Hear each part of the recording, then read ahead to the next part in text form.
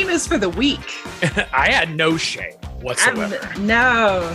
Shame. What is shame for? Shame is for people that had shame to begin with. I have none. Exactly. Yeah. No, cherry for me is the superior. If we're talking artificial fruit flavor. Oh, okay, artificial. Artificial. Are we talking artificial now? Yeah. Well, I mean, if not artificial? I mean, here, let me put it this way. When I think of fruit flavors and sodas, I don't naturally go to natural because none of them taste natural. Yeah. If you're talking a soda fruit flavor, then yes, grapefruit across the board. It's the only thing I'll drink. You should be pretentious and call it pamplemousse. Pamplemousse. Pamplemousse. There is a restaurant in town called Le Pamplemousse next to a tattoo shop where I got my first tattoo. Oh, the grapefruit. The grapefruit, yeah. Is it a grapefruit tattoo? No, but the restaurant is named the Grapefruit. Clearly. Does every food item have grapefruit in it? I've never been. What? Because I feared that I would go and everything would not have grapefruit in it, and then it would be a crashing ball. You would get into the fight with the Major D. Excuse me, I was promised pamplemousse. There should be James Cagney photos on the wall here. Oh my God. I think James Cagney experience, someone just slams a grapefruit against your face. Yeah, exactly. Oh my God. You know, he was horribly embarrassed by that, right? Like it made his career, but like for years, people would send him trays of grapefruit when he sat down to eat and everything. And he was just like, I'm not. And every script he got, they would have some thing where he like sort of roughed up a dame. And he was like, that's not me. That was that one character. Please stop this. Anyway. Stop typecasting me. Yeah. I just picture him getting the script for Yankee Doodle Dandy. And he's like, I don't remember him shoving grapefruit in women's faces. Why? Yeah, why in the opening number do I keep kicking the chorus girls? Listen here, dame. Yeah. Yes. Yeah. La Pamplemousse. Yeah, they probably don't, because I feel like anytime a restaurant calls itself something, I had a sleepover in junior high, and my best friend picked Silent Night, Deadly Night 4. Oh my God. With Clint Howard. And there's a weird nightmarish kind of scene where he's like this homeless guy and he's shirtless and he's wearing a mask that looks like a penis. And we were scandalized. Suddenly interested in seeing this. I mean, Clint Howard, star of such films as 3 from Hell, Little Nicky. Solo. Oh my fucking God, get away. Is he in Solo? Yeah, he is. Well, it's a Ron Howard movie, so he's at the robot fighting pit, like urging them on. That's awesome. Mm-hmm. I mean, I probably want to see it. He's been in Star Trek and Star Wars now. He was in Star Trek as a child. Yeah. Yeah, that's a good episode. Shit, that's when he was like And Howard's awesome, man. Yeah. Yeah. Yeah, he's like Dick Miller. I'm always happy to see him. Yeah. Never a bad thing to include them in your project. No. But you know what doesn't have Clint Howard? This movie? Fantastic Planet. Doesn't have Dick Miller either. No. It could have used Dick Miller. Could have used Dick Miller. A lot more Dick Miller in my... I mean, hey, Dick Miller is the reason Gremlins 1 and 2 is so good. The only reason. The sole reason. That's a joke, by the way. Gremlins 2 is amazing. I worship at the altar of both of those films. I was about to say, I have a Mogwai and Stripe in our living room. I love Gremlins. How big are they? Oh, okay. All right. En petit. Yeah. I made the mistake of mentioning to Kate that there are like prop, like screen versions. Yeah, and that's why I'm asking. And I have one of those. Shit. The $300 Gremlin Gizmo. Good Lord. And guess what happened? Gizmo. It fell and its hand broke off. So I glued its hand back on, and if you look really closely, his hand's broken off. But it looks really cool. I'll tell you that much. For $300, it better look really cool. Right? Yeah. I mean, I sold a lot of like other stuff to buy it. It was like I sold a bunch of stuff and bought one thing. So it's like you're condensing down. You don't have to justify your purchase. No, fuck no. Of a life-size gremlin. I got wasted for shit I've spent more money on.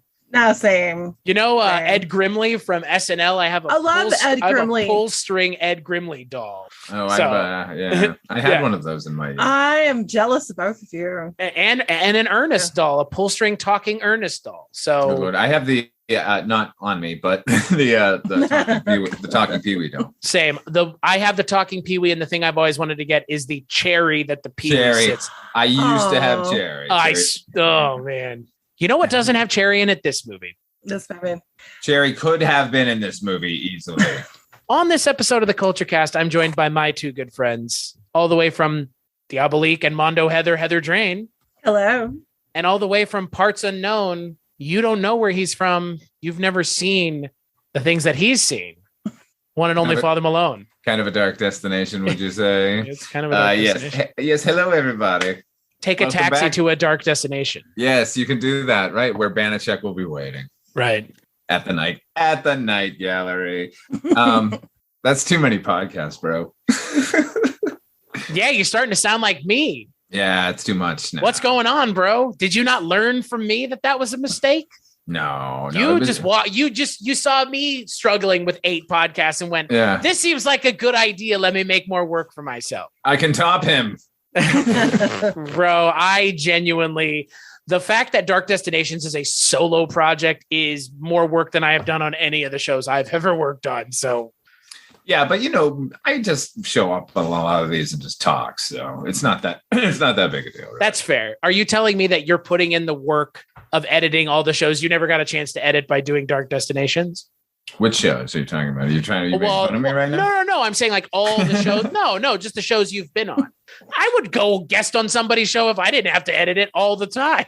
Holy shit. You think I want to edit anything? Come on. Who wants to edit? I free up a lot of my time being on just sort of guesting on stuff now, but I don't think I've given myself any more time because the projects that I have taken on are now massively time consuming. So that's what I'm saying. It's like you're making up for all the editing you're not doing by doing more of an editing job than I would ever even. What should be a boon for relaxation is not in any way. It's just I've managed to pile more work on myself. 360 degree soundscapes are normally not made by one person, bro. Yeah, well, thank you. I appreciate for you describing it as such. Oh, you're welcome. So, Father Malone, I want to know, before we talk about this movie, why did you pick this movie? Did I pick this movie? I think Heather picked this movie. No, you picked it. No, you picked it there, boss. I had never seen Heather, had you seen it before? A long time ago. Okay, so so this was a you pick, I'm pretty sure. Yeah. It was 100%. Okay. This is a movie that I always loved. I think for a long period of time, animation was just for kids in the eyes of basically everyone on Earth. And we got a couple of adult animations here and there with obviously Ralph Bakshi and such. But this is around the same time period. And while the American the American animated films that were sort of catering to adult were very one-dimensional in a way. They're like sort of actiony or kind of silly. Or Fritz the cat. And like no one was doing any thinking. No one was doing any like real science fiction-y thinking.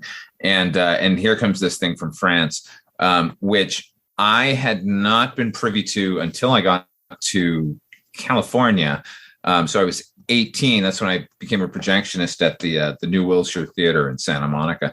And I think I'm sure I've told you before, Chris, but the theater itself had formerly been a vaudeville theater. So there was still behind the screens a fly space and a backstage area where the company itself kept every print that they had that they kept in rotation as on calendars across the country. And Fantastic Planet was one of those prints. And I had keys to the building. So I was able to go in and watch this movie before we opened. And I did a lot because I hadn't seen anything like this. I mean, in fact, even the style of animation, I think like the closest thing I can think of at the time is like Terry Gilliam. And even his was just sort of cut and paste. This is like a beautiful form of animation. It's not painted at all. It's all like colored pencil or something. So for those reasons, just the sheer sort of difference of animation, I think this is a worthy movie. And then it's one of these movies where it's a revolution story, but it's kind of the best of what science and speculative fiction does, which is it's broad enough in its characterization that any group in any struggle can just sort of plug themselves into it. And the movie's really fucking weird and cool and the sound is awesome. And I'm a sucker for that jazz flute. Anyway, any run on a jazz flute like thing, which this movie is chock full of. All these reasons are the reason I recommended the movie. Damn. Yeah, that was beautiful. I mean, really, no, man. it was. Hey, so on that do we note, even need to talk about the movie? Yeah. On Jesus, that note, you just later. Nailed it. Bye. Thank you, everybody, for listening. Yeah. So yeah, on that note, let's talk about Fantastic Planet.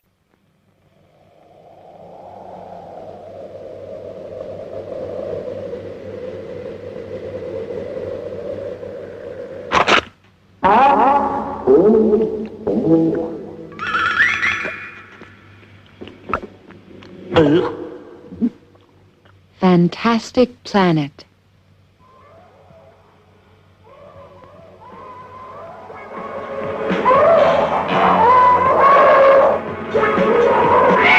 Special Grand Prize, Cannes Film Festival.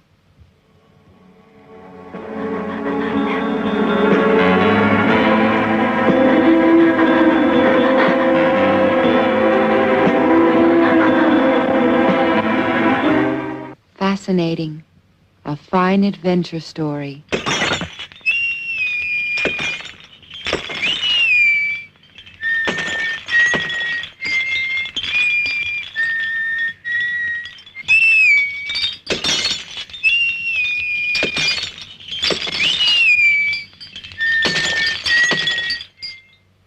Brilliant.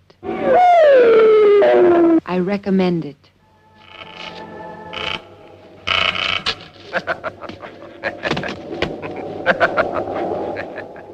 Spellbinding science fiction. Like Father Malone mentioned, it did come out in the 1970s, 1973 to be exact, the United States. It is directed and written by René Laloux, based on a series of stories from French science fiction called Hommes en série. And it's about, well, like Father Malone said, it's about a revolution on a distant planet involving those who are being oppressed and those who are doing the oppressing. Also, this film has some good kind of French puns, because like the Oms are the humans, and it's like spelled O-M, but in French, like H-O-M-M-E-S, which is Oms, les Oms, is man. Right. And then you have a character Terr, which I think it's spelled, is it just T-E-R-R? Yep. Correct. But La Terre, which is T-E-R-R-E, is the earth. Right. And when he's named, the character says he's a terrible little thing, and she goes, "Oh, I'll call him Terr." So I'm sure Terrible is in there as well. So it's it's like layer on layer on layer, which you're not getting from Fritz the Cat. I'm sorry, I love Ralph Bakshi and Arkram, but you're not going to get that. Anyway. I don't love Ralph Bakshi. So I do. You're not I offending do. me. There's people listening who do love it, and I agree with them. So, but I don't love it for these reasons. Sorry, I don't need to see cat cock, bro. For me, that's a sentence of the night. I don't need to see no cat cock. I mean, for me, Ralph Bakshi, I don't know what he was trying to say. I know what they're trying to say here, though. But I'm going to ask Heather. Heather, what did you think of this movie? It was really nice to revisit it, because I saw this first in high school. And I mean, I liked it okay then, but I think there are a lot of things that kind of I appreciate more now, especially the fact that Roland Topor was so heavily involved in it. And because, of course, he was one of the founding guys of the Panic movement, along with Jodorowsky and Fernando Arrabal. And in fact, if you watch Arabal's Viva la Muerte, the opening illustrations, like during the credits, is Roland Topor. So it was really cool to see Topor's thumbprint, but in such a different capacity. Because Viva la Muerte is 100 majillion miles away from Fantastic Planet on so many levels, but both are brilliant. So yeah, I mean, I think like what Father Malone said, it's beautiful, like the colors, the textures. Like I kind of would get lost in just some of the slight shading and detail.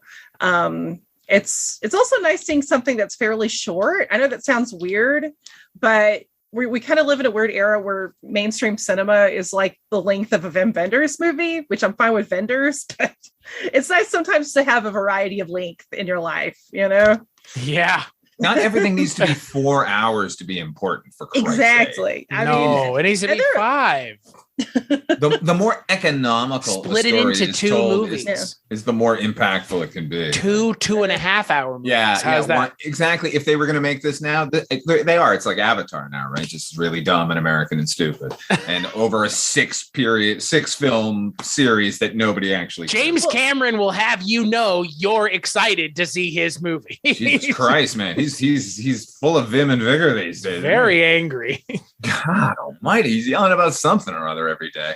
But no, but that's the thing that's really impressive about this film is you think about it, it's barely over an hour long, and yet it tells this complete story and paints this entire world in a way that doesn't feel thin. It doesn't feel like you're missing out a huge detail or anything. Like it's such a beautifully compact film. And I'm not somebody that's necessarily anti-long films. I mean, every piece of art has a different length that it needs to be. Like some films are brilliant that are 3 hours long, and some films are great that are 5 minutes long. But this is such just a tight gem of a movie. Yeah, movies that are good that are 3 hours long that don't even feel like 3 hours. Goodfellas. Mm-hmm. Yeah. I mean, this, and I will say, to the length of this movie, I think it's always smart to keep animation short, because I also think it's hard to keep people's attention for 2 hours with animation. And I don't know why, and I don't think it's anything inherent to animation. I think at some point it's just like, this is enough, because like animation allows for a lot more than normal film. I mean, they're doing things in this that they could not do with a real practical set in 1973, let alone now. And that's what is fantastic about artwork, but also these are people hand drawing things. You can't also expect, I mean, Jesus Christ, right? Can only imagine the amount of work that went into this. It must have been ridiculous. Right. I don't understand an animator. I know some animators. I do not understand the brain of them, that it's over and over and over again. Like Tim Burton was an animator for like one movie, right? And then lost his mind and quit and became a filmmaker. Yeah. Just those people will move on their own. You mean I don't have to move them every fucking frame? Yeah. What is that all about? No, I think I read that it took them a little over 3 years. It shows. It is lovingly rendered, and the designs are so cool. I mean, the gorgeous, the Ohm design. They are designed. I kind of want to smack them all. I don't.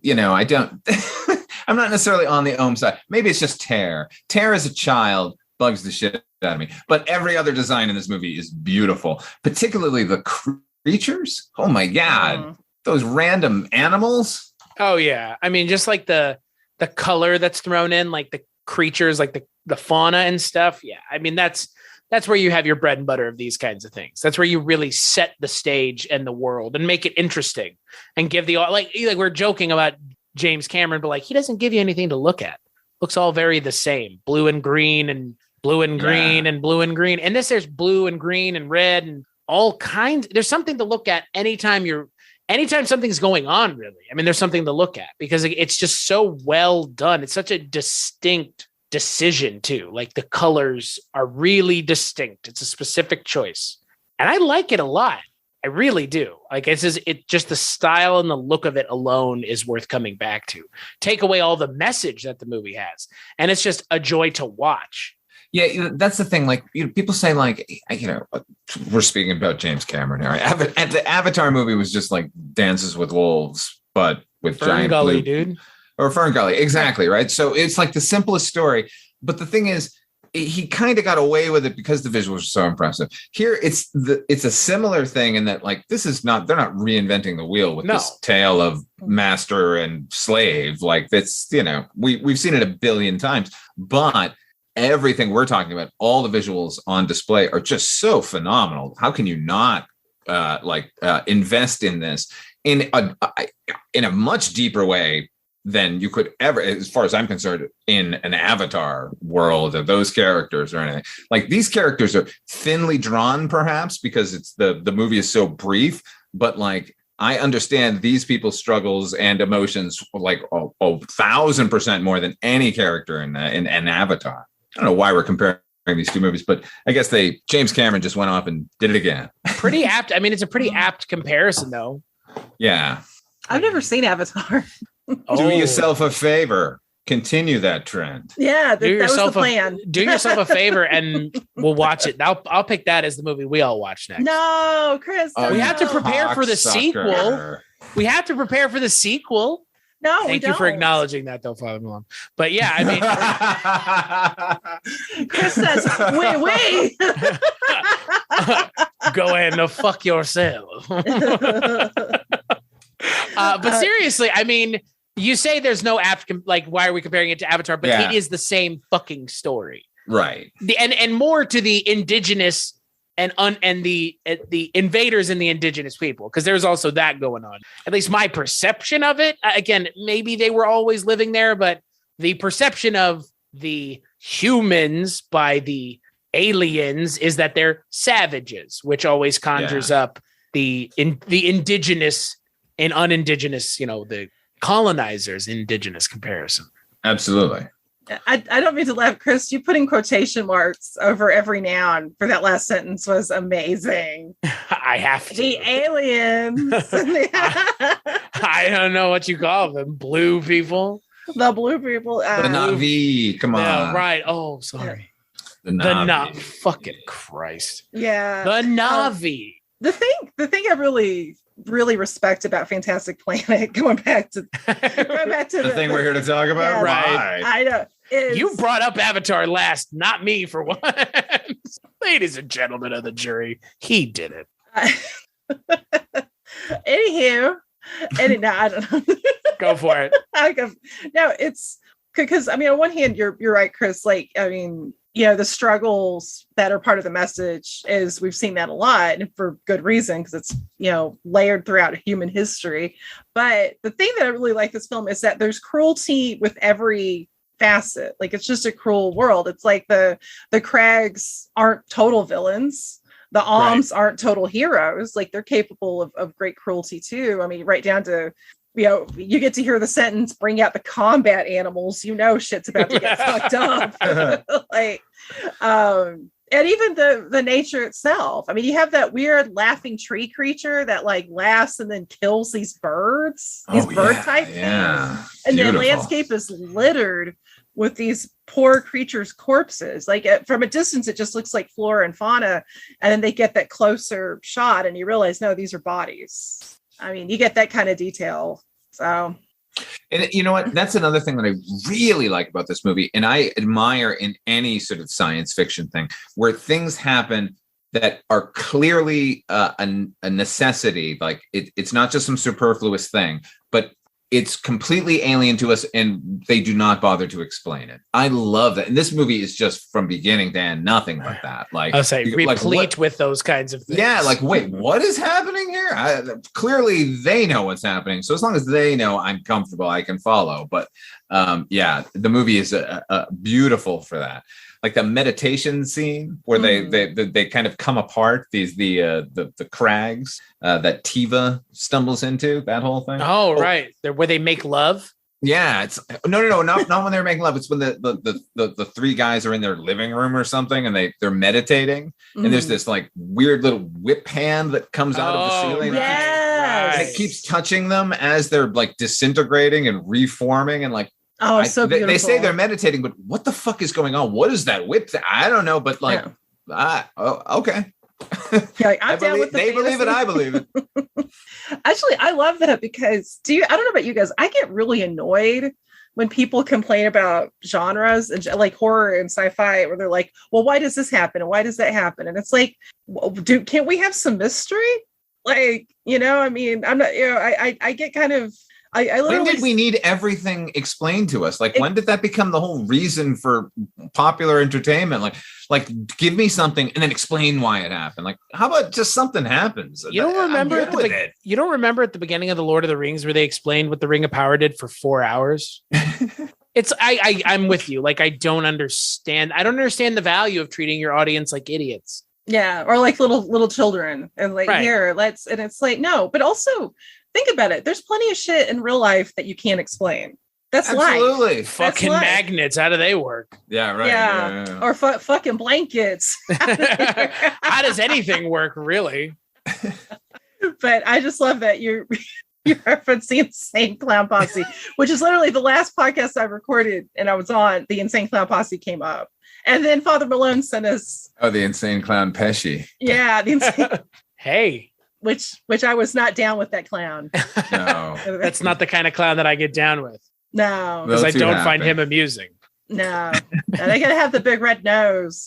Honk, honk. And the stench of Thunderbird. I think the real question is, can we figure out a way to make it where the leaders in our country are shown with octopuses on their heads? Do you remember the guy with the goddamn octopus on his head that tribe, is just walking around? I loved that. Like it was like a small purple octopi. That was just on his head. Are you serious? I was not privy to this information. Yeah, the leader of the Ohm has like a purple octopus on his head. Oh, the leader of the Ohm. I thought we were talking about Insane Clown Posse. Yeah.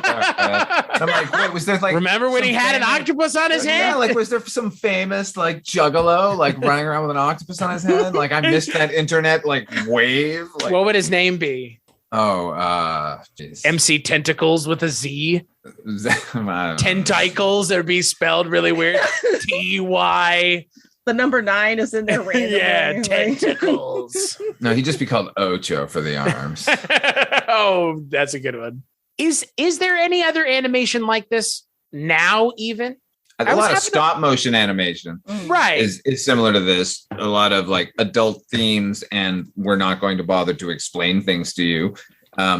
I don't know that there are tons of animated films coming out with this disregard for allowing the audience to know what the plot or the surroundings are. It just reminds me of a lot of those like 70s sci-fi books, you know, like 100%. Star Prince Charlie, lots of the stuff that like Piers Anthony, stuff like that. Like Robert Heinlein. Right. That guy, like that's honestly, this just reminded me of a live action, like not a live action, but like a film version of that, as live action as they could make it at the time, which is animated, because there's no good way to make this story at the time. I'm not sure there is now. There's a weird thread of sci-fi that with primitivism versus futurism, which this one falls kind of squarely into. And right. Not only that, this takes the Ohms are clearly from Earth and now have been transported to their planet in some way. Whether did they explain them? Whether were they retaken or did we get there? I don't know. But I think they were taken. Yeah, and we have films of their home world, and they show the ruins of civilization. Like, look, isn't that? By the way, my favorite moment in the entire movie is they're having a conference on what to do with the Ohms, and the speaker is like, some of you are even petting these Ohms during meditation, and they cut to a guy in the audience who has an Ohm in his hand. He's like, ooh, like he hides it like that. I love that little moment. Anyway. See, I liked when you see the Ohms sort of magical like mating ritual. You notice the music got a little funky. Oh yeah. It gets a little sexy. With the crags? Or no, with the Ohms. Oh, yeah. It's like they take like what looks like almost like peyote, and they're all glowy, and they go. Oh, right. They split off, and it's all bioluminescent and everything. This movie is so fucking crazily cool with the visuals. I don't know. Man, yeah, no, that's the thing, because I've always been very hot and cold on animation with movies. And I mean, which ones do you like? Which ones? I like this one. I love Belladonna of Sadness, which we brought that up last time. Yes. Yeah. I too like Ralph Bakshi.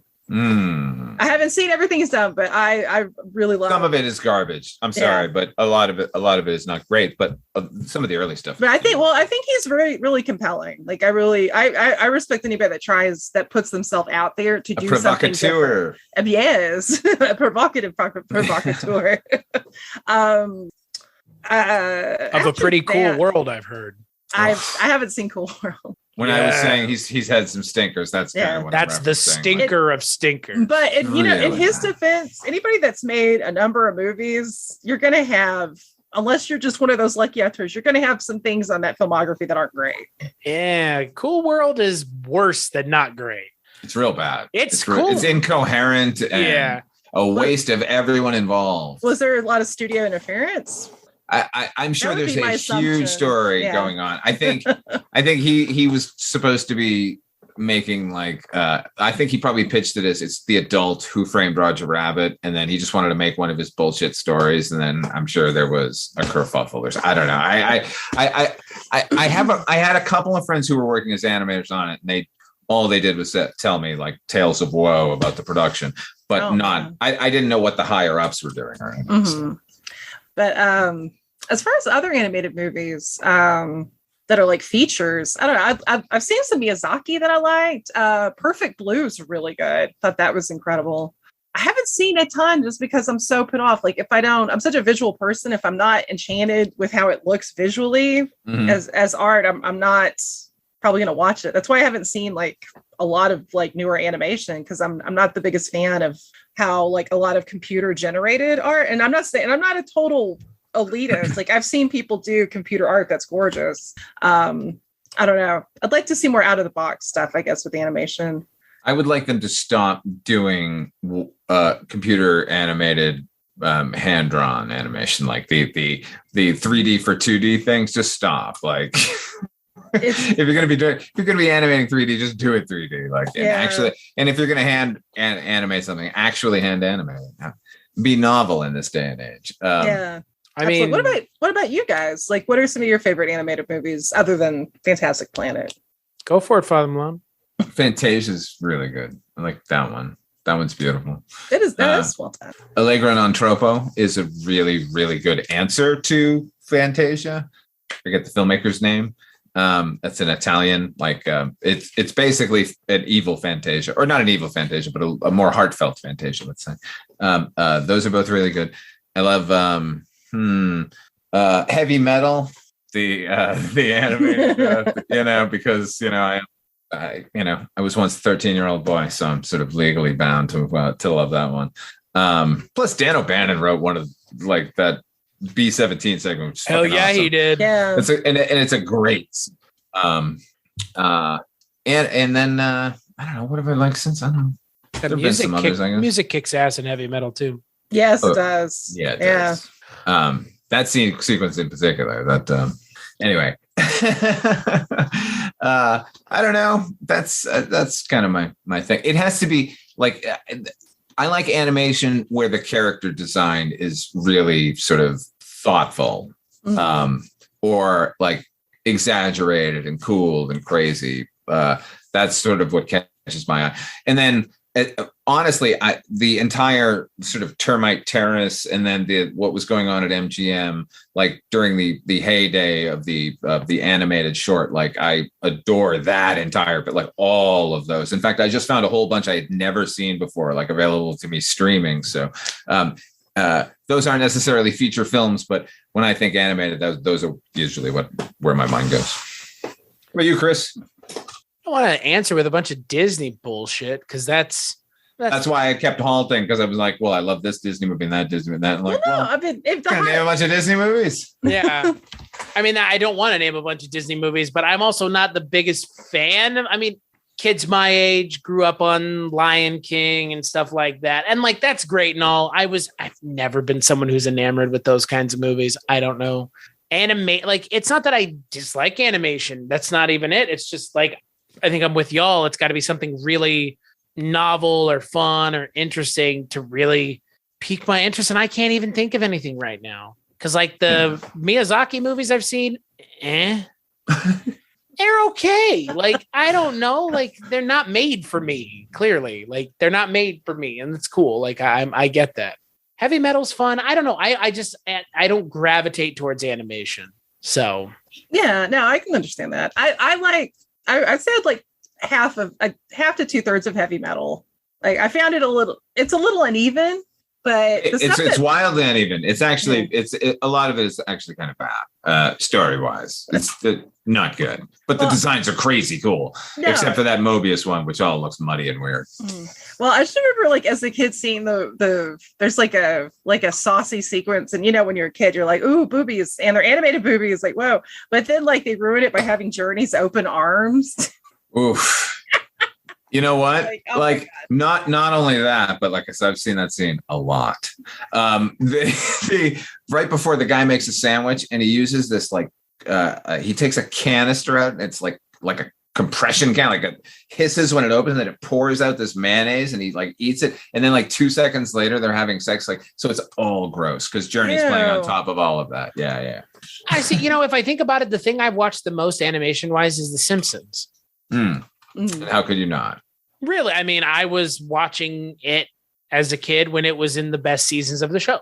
Around the 8 to 13 year mark is when people genuinely consider to be the best. And that's when I was watching it. So that's so funny. I just was looking through the season the other day because I haven't watched it in years and years and years. And I was like, when did my interest flag? And it was season 13. Like that was when I was like, okay, I don't need to watch this anymore. That was 17 years ago. I have not watched a single Simpsons episode in 17 years. That's insanity. Yeah. But see, that for me is my animation entry point. And I was also, right as a kid in the generation of people who grew up with stuff like Toy Story and Shrek. So, I mean, I think more about Toy Story and Shrek than I do most hand-drawn animation. Yeah, well, that was everywhere. That's what, that was the popular thing at the time. Yeah. Like when I was a kid, it was obviously nothing but hand-drawn or, stop motion. But even those were few and far between. Like the 80s was a pretty fallow period until the end. That's when Disney started ramping back up. But even Disney they didn't know until Little Mermaid became a huge success. So, what my favorite Disney animation is?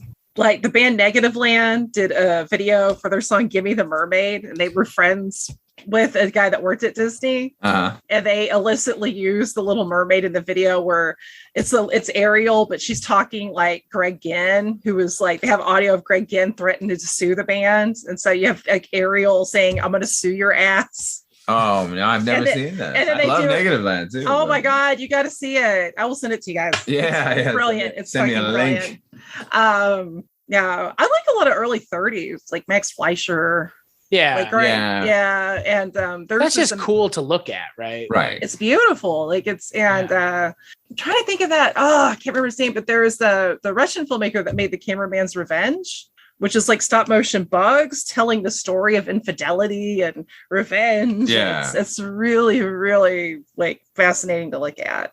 So I like stuff like that. So I guess we really need the pretty things in order to enjoy animation, the three of us. Yes. I guess so. Bugs and flappers. Yeah. And I've always wanted to see Allegro non troppo, by the way. I remember reading Michael Weldon did a write-up of it for one of the Psychotronic books. And ever since then, I'm like, God, I need to see that. Yeah, it's gorgeous. Really. And the sort of finale sequence is just unbelievable. Anyway.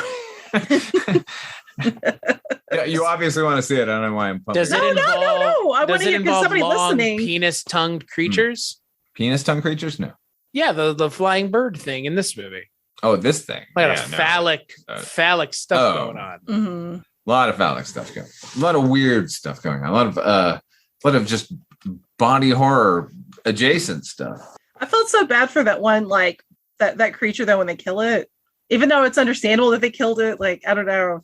How many of them did it kill, that thing? I know. You know what it is? It's the one that sticks its tongue in. And the penis tongue. It looks like a dick. This is, I'm not proud of this, but my sympathy always tends to go more for animals than people. Well, you know what? You did touch on this earlier, Heather. Mm-hmm. The story is so fairly and sort of balanced in its storytelling. Like the Ohms are just as savage as the Crags make them out to be, and the Crags are just as savage as they deny themselves. But like we do get everyone's point of view. So like right down to the flora and fauna on this fantastic planet. Like the way it's animated, of course we feel bad for that animal watching it be killed. Like I wasn't cheering for those humans in that sequence, like they were just proving what horrible savages they could be as well. I think I know why Terr as a boy may have annoyed you. Was it the fact that Tiva dressed him like a Cirque du Soleil member? Oh my God. 100%. Like I just want to smack that big puffy headdress right off his skull. I like those puffy shoes, man. Yeah, okay, we all want a pair of those, but the headdress is too much. Thunk, you hear you coming from a mile away. Those were totally some Lady Gaga shoes from like. Oh yeah, she should show up as an Ohm in a performance. It'd be fantastic. I would love that. Lady Gaga is Terr. Yeah. and Fantastic Planet on Broadway. in La Planète sauvage. I think that's a better title. I think The Wild Planet is a better title, right? Right. Fantastic Planet. Look, the first time I watched this movie, I actually thought I was building Forbidden Planet.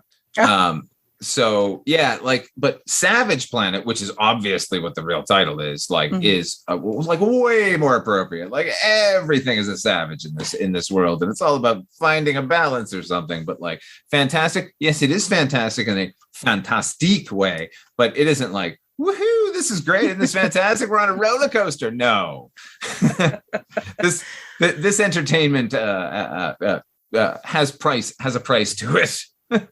And it has like that great balance of beauty and brutality too, because like even when you're seeing something that's really pretty vicious, I mean, like they bathe in that animal's blood as it's like spigoting out of its head, but the way like 20 feet in the air, yeah, like they definitely hit an artery with that. Yeah, but even the way it's done, and then the music, like the soundtrack is, you know, which the soundtrack alone is kind of like in some ways it's the most. And I say this with love. It's the most dated thing about it, but I don't mind that. I love it.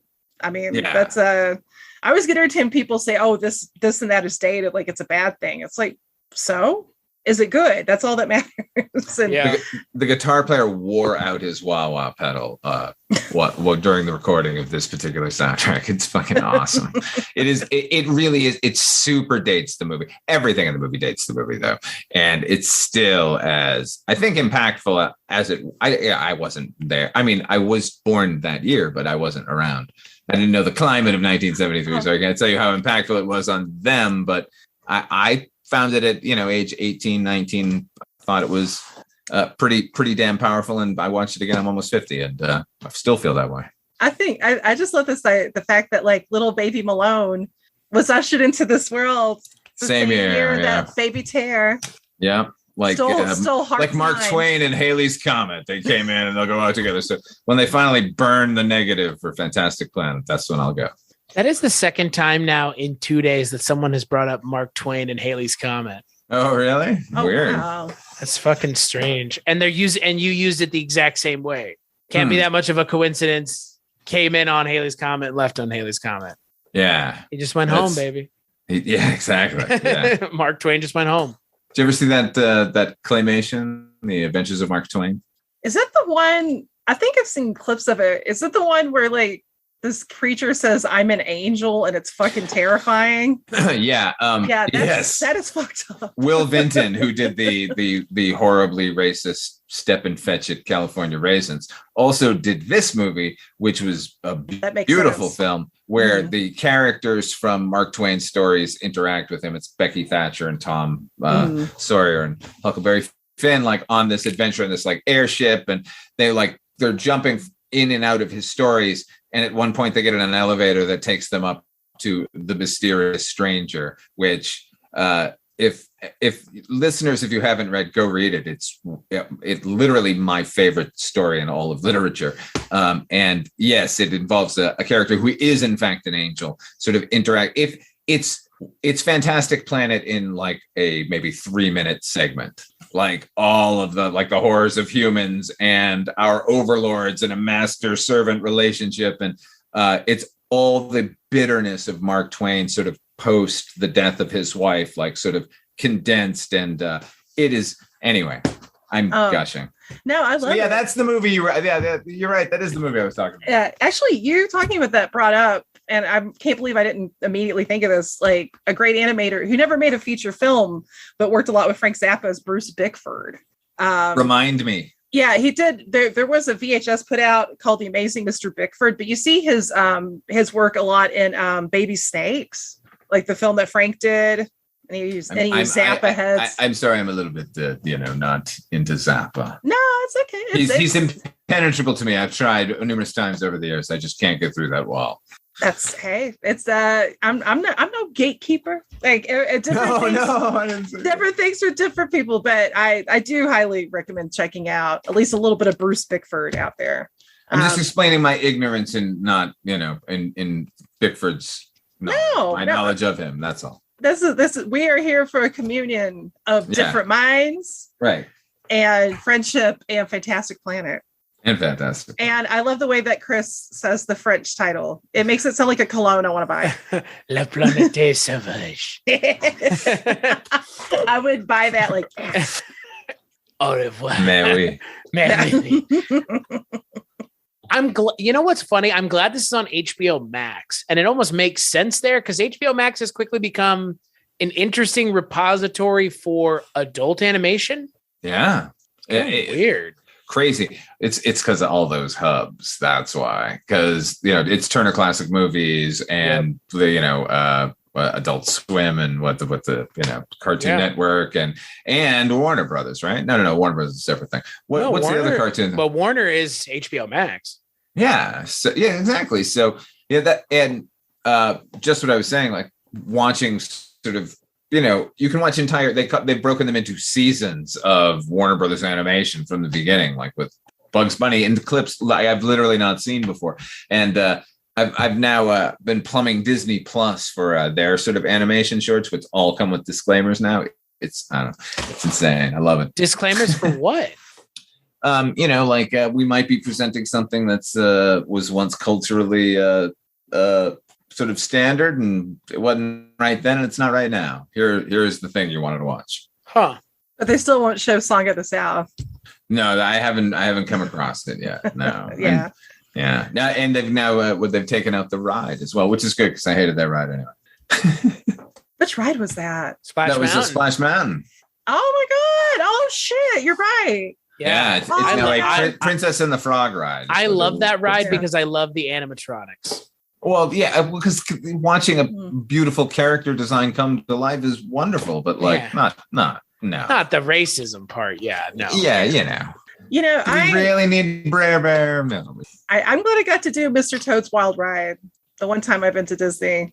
It was awesome. That's not going anywhere. I don't think. Yeah, no, it hasn't. Mr. Toad has been revealed as an abhorrent racist.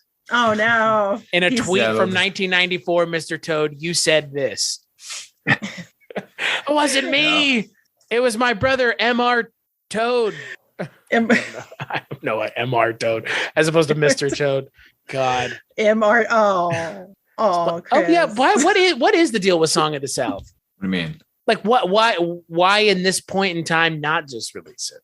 Oh yeah, that's a good question. As an artifact, I've seen, you go to the South sometimes and they'll have a Confederate museum. And I've had friends who are just like, fucking burn that to the ground. I'm like, no, it's good. You go in and look at it. Like it happened. But it's good to remember. Yeah. Because if we don't want to wipe it out. Like it occurred and we need to see it from time to time. So, I don't know.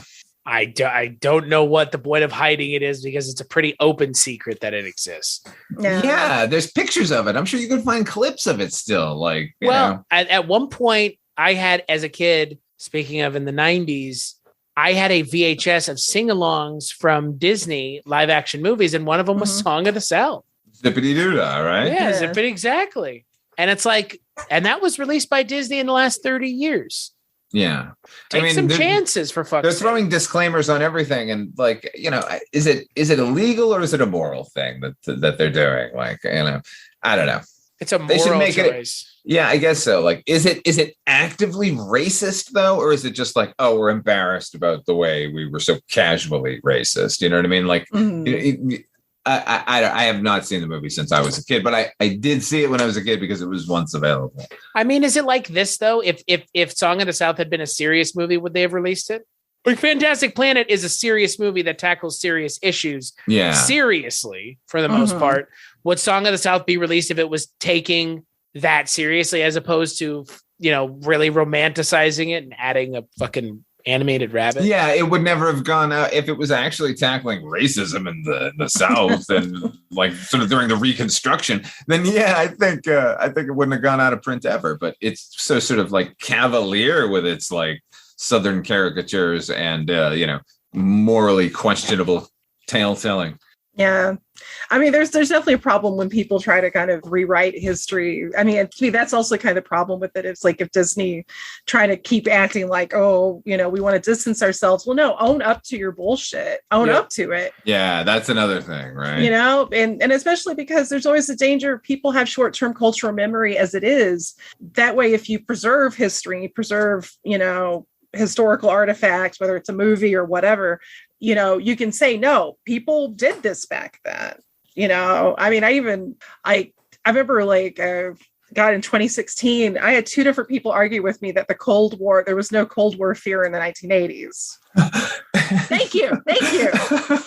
But I could pull up. Were these people that were alive in the 80s, or people say, "Oh wow"? Yes. Oh, what insular lifestyle were they living? Yeah, where the hell? I slept under my bed sometimes. Midwest, bro. Apparently. Yeah, well, it's just, but it's also cultural. People forget. People tend to kind of live in their own bubbles in their own life, and they forget, which is why it's important to preserve everything. So that way, if they have that little lapse of memory, you could be like, here's this piece of history. Let's not do this bullshit again. Yeah. In that way, it's actually morally the right thing to do, to make it available, like at least on a streaming thing, and put on your disclaimer, like, look, we're not endorsing this, but like, look what we did, and we're sorry. Yeah, make it an educational thing. Yeah, like what they're doing by keeping it is virtue signaling. Like, look how good we are, but like they should make it available. Go, look how good we are by owning up to our own bullshit. Like you said, Heather. Yeah. Well, owning up to it is making it your problem. Right now, like you said, they're just on a moral high ground. They own up to it, and then it's their problem. Then people are going to ask questions. Right. Why? Right. Yeah. They don't want any more conversations started. Right. They just want it to, if they could have it their way, they probably wish it had just been released and they could just deal with the fact. We would have already had the conversation like 10 years ago, though, and it would have been over now. So yeah. Plus they could probably honestly say everybody that made this film is dead now. So like the people working at Disney now didn't. Yeah, right. Like what choice we're in the same shit situation that you guys are. Yeah. But then you come to something. Right. Like, exactly. Like, I've just got to this company. I'm 28 years old. Let me tell you, like, we're not thrilled that we made this either. Yeah. But then you come to something like this, and it's like, but you have film directors willing to take those risks. Oh, I mean, you'd be hard pressed to find an artist with more testicular fortitude than Roland Topor. I mean, what the hell has he done? What? He was in Nosferatu. He was in that Herzog Nosferatu. He only founded an anarchic art movement, sir, with Hortorowski and Fernando Arrabal. Come on, God damn it! Yes, Roland Topor's the man. Yes, I love this film in particular. Have you seen? I'm not as well versed in the rest of his oeuvre. Which is the next Cologne, Chris. After Sauvage. Sauvage oeuvre. Put them together. Yeah. Put them together. I like that Herzog Nosferatu movie. That's a fun movie. Oh my God, it's a masterpiece. Yeah. It's gorgeous. The soundtrack, every frame of it. Oh, it's one of my favorites. I mean, Kate Bush sampled it. She sampled that soundtrack. So there you go. And obviously she was a prescient lady. So. Boy, wasn't she? Must be nice. Christ almighty. Yeah. Mother of fucking God. Hey, you know what? If this maybe gets her on tour and I can finally fucking see her after 40 fucking years, then, I'll endure the millennials putting their TikTok fucking running up that hill. Hey, I if it's getting people into Kate Bush, yeah, man, that's awesome. 100%. Okay, but what if they buy even one of her albums? Yeah. What if she tours with Demigorgons dancing around on stage while she's singing? Don't care. That? Wow. Don't care. It'll be magic. I would go see it. I would. She's never toured here. No. The Demigorgons just waving their hands, running up that hill. Dude, I would dress as a Demigorgon if I could see Kate Bush perform even one song. Don't put that out into the world, any bro. song from her catalog she wanted. Now she's gonna tour, and now you're gonna have to do it, and that's on you, not on me. I have not seen 1 minute of Stranger Things, and I would dress up as a Demigorgon to go see Kate Bush. I will go with you, Father Malone. We will do this. On. Yeah. Honestly, she's worth it. Honestly, Stranger Things is not bad. No, I've heard it's good. In fact, I hadn't seen how they used it, but I was obviously inundated like we all are now with it. I was like, shut the fuck up already. And then that sequence came on and I was like, it's so good. Like I cannot in any way be bad at this. Nope. So, and that is one of my favorite songs. That was in Keith Gordon used it in the Chocolate War, like literally the year it was released. We talked about that in our last episode, didn't we? Yeah, it plays over the end credits of that, and I have been obsessed since the age of 14 with that song. So like I'm happy everyone's listening to it, but at the same time now everyone's stopped. And now it's Master of Puppets. Yes, good. Keep it. Go. We just found out about this song, Master of Puppets. Exactly. Good. Everybody, I'm glad you all figured it out. True story. I actually sprained my ankle in junior high trying to dance to a song off of her third album, Never Forever.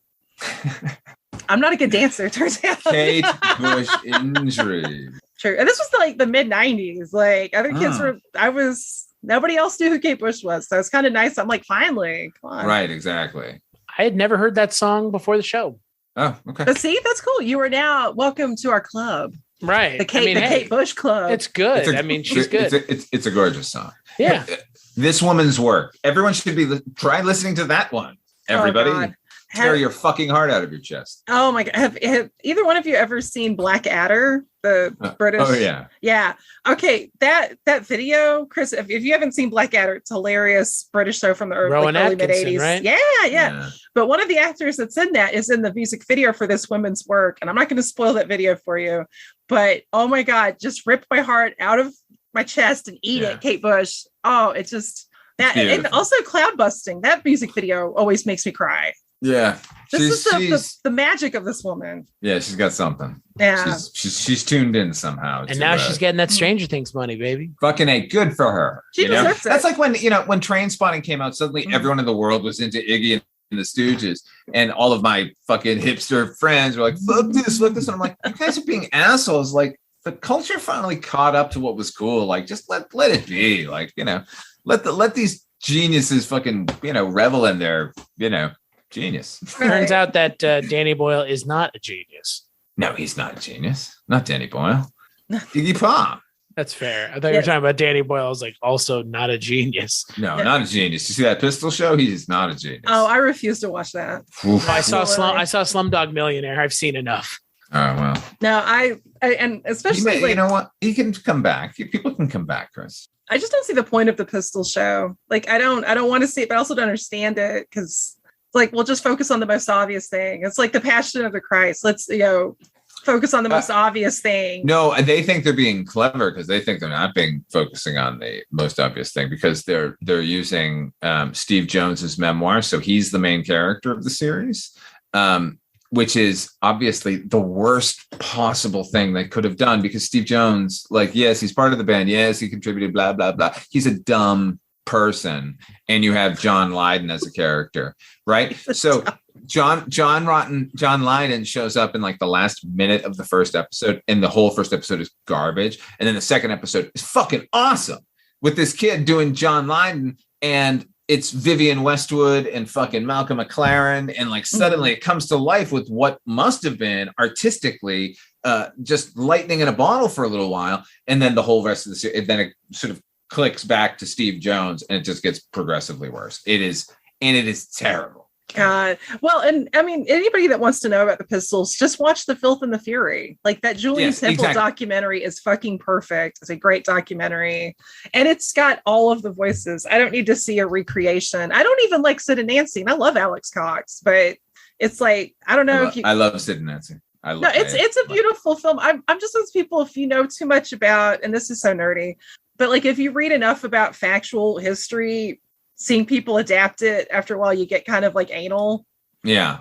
Sid and Nancy, I mean, the acting's fucking brilliant. And I love that one guy. Oh, that whole movie's a fairy tale, but that's that's the point of it. It's a fairy tale dressed up in sort of recent tragedy. So also there's that one guy on the bus that sings that I Want a Job song. Yes. I love that song. Have you seen Sid and Nancy, Chris? Nope. Oh. Have you seen Jurassic Park, Chris? You always ask me that. Have you seen it? Yeah, of course. He's a digger. That's the same guy. From Sid and Nancy. Okay. Did somebody say Jurassic Park? Yeah, I did. Look at no. nobody listening can see this. I have I bought this dinosaur skull puppet. Wow. Well, we've gone fancy with our. Yeah, look at that. It makes noise now. Like jaw guys. Now. Not just for grabbing off the top shelf anymore. Though that noise sounds more Godzilla-esque than T-Rex. How do you know? I've heard Godzilla, sir. I've never heard of T-Rex. I love Godzilla. I love Godzilla. I think that's a plus.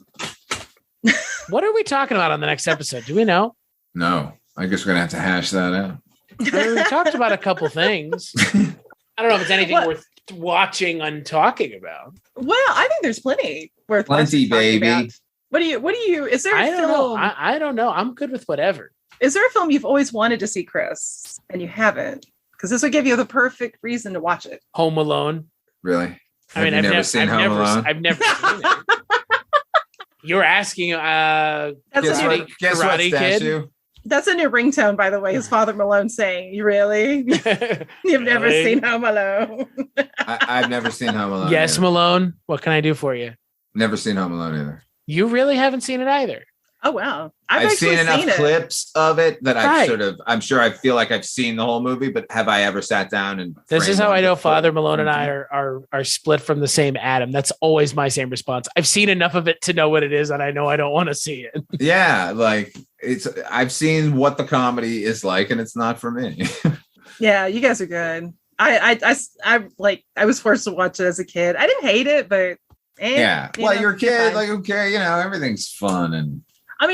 Somebody else picked it. Rockula, the movie we talked about last, that was a movie I picked as a kid. That's a fun movie. See? I guess it's time for you to pick again as I have picked this one. Oh, what to pick? We've done animations. I feel like we should do something different. Yeah. Do we want to do a comedy? Do we want to do horror? Me, Myself, and Irene's a good movie. Fuck no. We've done no. We've done comedies. We've done animation. We said comedy. This ain't Scooby-Doo XXX porn parody. I will watch that. Is that a real? Oh God, is that a real thing? It's gotta be. I don't Velma and Daphne. Velma and the dog. Well, I don't know about that, but I'm saying, if you're doing Scooby-Doo, I don't know what the point is if you're not. Yeah, you're thinking. Because we want to see Daphne and Velma. I don't care about the dog or Shaggy or anything. I don't care about the dog. I don't care about any guy in any porno ever. What are you talking about? Damn, bro, you're straight. I get it. No, listen, I'm just saying. I'm not. It was not meant that way. I'm just saying, I don't look at no dicks ever. I never looked at a dick once. Do you think in any way hetero porn caters to female viewing? But think about it. Hetero porn is all based around big, hard, throbbing cock, and all that is true, which is suspect for the homophobes. That's my point. No, it's Are the straights okay? We need to check in on the straights. Are they okay? Because they like a lot of big fat weenies in their movies. Yeah, I think about it because, if you're into, I actually had a friend who was straight. And he complained because he was like, "I want to see the woman's face. I want to see her boobs. I don't want to see a big old schlong." And balls. It's true. After a while, it all just becomes surgery. It's like Cronenberg. Crimes of the future. Yeah. I will say, what is strange about pornography in general is. It is meant to be like movies in a suspension of disbelief, right? Suspension of belief, whatever you want to call it. I guess the assumption is every guy is uncomfortable with the size of their own penis. So the only expectation is you'd only ever want to watch porn with a guy with like a 13-inch hog dong. Is that the expectation? Well, maybe if you're with someone and they're telling you your dick is big and it's not, you can convince yourself. But if you're watching it objectively, it has to be big because you want it to be, like you said, Chris. It is like sort of a wish fulfillment, right? Yeah. Why not just watch porn with normal looking dicks? Why watch now movies? Exists? You can watch any kind you want. Well, no, there's some notable adult film actors that are a little more on the less scary size, like Jerry Butler. gross. No, he's nasty. No shit, he's nasty. No, not just the obvious, but a friend of mine once pointed this out years ago, and he was like, "Do you ever notice that Ron Jeremy's penis looks like it's like grafted onto another penis?" And then like I saw a film with him, and I was like, I couldn't stop staring at the weird ridges, and I was like, "Oh God, I hate this!" Like ridges, I'm in hell. like a Klingon. Yeah, it's not a pretty penis. Let's just say that. No, it's not. It's just big. It's nasty. There's no eloquence Isn't to that. The name of his autobiography? It's big just nasty. big. Oh, you say big nasty penis. It's just big. Yeah. Sonic the Suck Hog is more like it. Yeah, no, but I mean, like Jerry Butler, who was a great actor, on top of being an adult, like a beautiful looking man, had a perfectly normal size penis. And he actually, in his biography, said some women came up to him and appreciated that because honestly, not everybody wants to have their cervix like bruised. Yeah, right, exactly. Yeah, please readjust my guts, please. What was it? There's a rapper that once said, "I'm going to get all up in them guts." Get up in them guts. I'm going to get up in them guts. It's so fucking disgusting. It's nasty. I can't imagine what person would be like, ooh. I want you to get in them guts. A romantic, clearly. Clearly. Someone who watches only straight porn. Yeah. Where the dicks are big. Right. Father Malone. Hey, listen, there's a balance. Don't paint me that way, sir. Is it? I feel like there's like an old Prairie song. Painting you anyway. You're painting. There's an old Prairie song about, home on the street porn where the dongs are huge and it's hardcore. I don't know. But Father Malone, nobody would take you for anything other than a genuine human being, not a racist or bigot, for fuck's sake. All right. And if they do, I worry. I will send them a strongly worded letter. We'll just tell them your favorite movie is Song of the South. Well, just edit it together. I love Song of the South. Yeah. I love this movie. Yeah. Yeah, right. Just I know you could do it. Yeah, the most shitty edit job. I know I wouldn't do a good job. It would just be like cutting it off every time. No, here's the thing. I know you're not going to do it. Why the fuck would I do that? Fuck no. This probably isn't going to make it into the show. No, just the effort involved. Oh, fuck you. Listen here. Not everyone has to do a 360-degree soundscape of a dong coming out. Watch out. You do if you care. That thud you're hearing is it hitting the floor. Right. I shouldn't have to explain it. Shouldn't have to explain it at all. Right. We have strayed so far from God's lovely life. Fantastic Planet is good. Everyone should watch it. It's a brilliant movie. It's too bad that this was the discussion it yielded. Right. It's a great movie. We, on the other hand, should be ashamed of ourselves. We are garbage. Fuck that. Listen, I agree. The beautiful thing is this is a true, proper discussion. True. Yeah. So with three wide-ranging. To quote Robin Williams, yes, beautiful thing. Okay. And to quote Chris, dogs, big old hog dogs. Hog dong, baby. Cat cock and hog dong. I think wasn't that the sequel to Hickey and Boggs? Cat cock and hog dong. Oh God. Walter Hill's Cat cock and hog dong. Live direct from hell. Oh my God. Oh. With soundtrack by Rob Zombie. Oh God. From the future. He would, right? Yeah. That's what Rob Zombie would do with a time machine. Yeah. He'd go back and score exploitation movies. You know what it sounds like? Every other Rob Zombie song. Yeah, right. With just a lot of moaning and him screaming in the background. That sounds amazing, actually. Yeah. I would love to. Right? God. Moaning and screaming. So what are we doing on the next episode? Well, let's do a horror movie. Do you guys want to do a horror movie? Sure. Yes. Medea's Halloween? Yes. Hallelujah. Yes. No? That was not the first movie that came to mind, to be honest with you. Shame on you. Shame. Okay. So I'm gonna do something a little different here. I'm gonna name 3 movies and you guys pick which one you want to do. Okay. So number 1, we have the horror comedy Blood Diner. Number 2, we have Michele Soave's Stage Fright. Mm-hmm. And number 3, we have Subspecies from Full Moon Entertainment. I mean, you've already piqued my interest with who it's from. I've seen all 3. Man, Well, I come figured on. How you gonna- how you he's gonna seen be like every that? movie. Yeah. So Chris, you choose. Which I'm one's good with gonna, any of. I'm good with any of them. which Yeah. one's going to be the most fun? And are all of them going to be fun? Blood Diner's the most fun. Blood Diner. Subspecies, though, I think has some. Subspecies cool. Blood Diner's fun. Which would be a more fun conversation, you think? Subspecies would be a fun conversation. Let's do that one. Plus Full Moon. We can talk about Full Moon, the Moonbeam Video Zone featuring such children's classics as Prehysteria and Remote. Are we going to? Do you guys know what those are? I know Prehysteria. I know of it. I've only seen clips of it. Remote is, speaking of Home Alone, Remote is shitty Home Alone. A kid is in a house and he uses remote controlled toys to thwart robbers. That's a pass. One of them is played by John Deal. The other one's played by Tony Longo. I'm not a big fan of kids movies. Yeah. But Subspecies is amazing. Oh my God. I almost wanted to pick Subspecies too, because that's actually my personal favorite of the series. But we could just jump in on that one if you want. Well, does this have anything to do with species? No. And it has nothing to do with feces either. Subfeces. I will watch 1 and 2 just to talk about 2 if you want.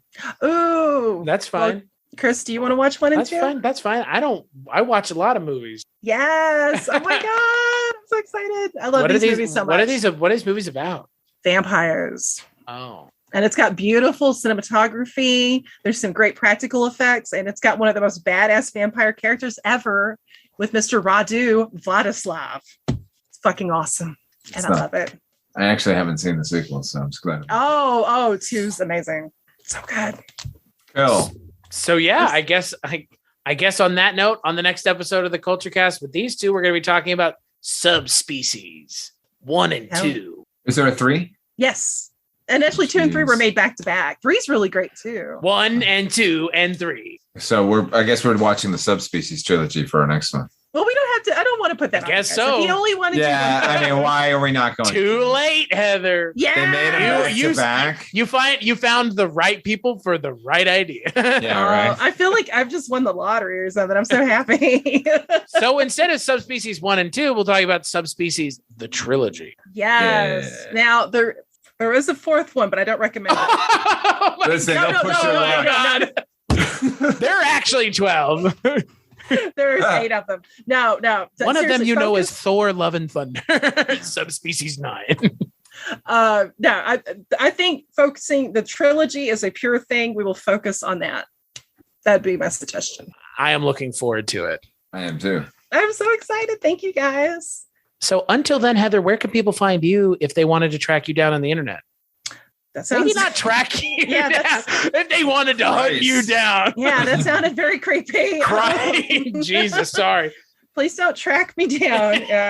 If you want to find Heather on the internet, you can find my work at mondoheather.com, as well as you can find me on Twitter and Instagram. Father Malone, what about you? Where would people go to harass you on the internet? They can harass me at fathermalone.com. It's a link tree to all of the stuff I do, including Dark Destinations, my radio drama, and Wolf and Raisin, my Banachek video podcast. Annoy me at fathermalone.com, I guess, is the answer. Pay tribute. Just don't annoy Father Malone at all. Be nice to him. Yeah, that'd be okay. If you're nice to him, he might change the name of his show just for you. I will totally do that every time. Everyone's been really nice, actually, lately. That's good. Really nice. That's good. It's making up for all the bullshit you've had to put up with for the last forever. It really is. Yeah. People have sort of discovered the show and are like, this is good. I like your contents. Instead of just like, I knew that already. Me. I've already seen that movie, nerd. Yeah. And stop watching my video. But also, thanks for watching my video. Yeah, thanks for watching. Thanks for watching. Thanks for listening. Because a listen and a watch is, regardless of intent, you still did it. I did change the name of the channel to Father Malone, though. It used to be Odd 5 Films. That's right. I know. Yeah. No, I know. We'll keep that going forever, though, in our hearts. The channel is named that. You've never seen it. Still, you've never seen it. I know. Anyway. I was expecting you to change it because of that guy. Oh, well, that's how I live my life now. I check with this random poster on YouTube and I ask him about just basic life choices. Not even. I mean, the big ones, yeah, definitely. But just like what brand coffee should I be drinking? Oh my God, wouldn't it be great if you could do that? Like, if there's one person that like wrote your hate mail, and you just start like stalking them back and being like, "Hey, you know what? I've got this rash. I've got this weird rash. What do you recommend? I was thinking about getting Benadryl." Oh my God, become their worst nightmare. Yeah, the ultimate pest, like Lee with Tenacious D, right? Like they become his fan. Like they become his. They obsess about him. It's like it's like reverse creep, essentially. Like, yeah. Now I'm following you.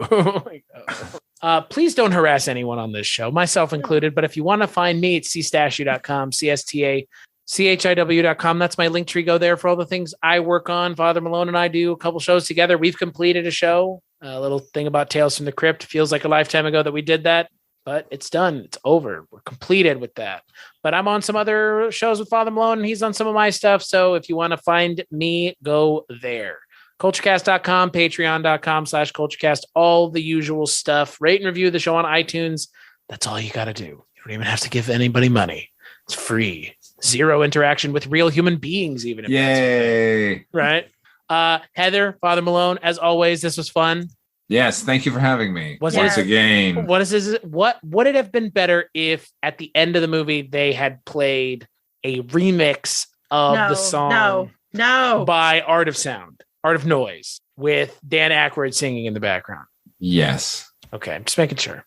It's a yes to every question that involves that item. Actually, I guess to end the episode, what is the porn parody title of Fantastic Planet?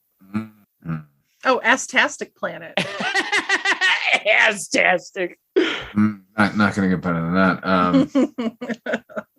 Yeah, I don't know. I'm overthinking it. That's What would be the French porn title? That was going to be mine. La Planète de Cum. The cum planet. Is that the actual French word for it? Or you just fucking like La Planète de Spermatozoa. Okay, so in other words, you don't know the French word. La Planète de Jizum.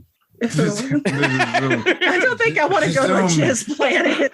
I don't know what sperm is in French. Alexa, what's cum in French? I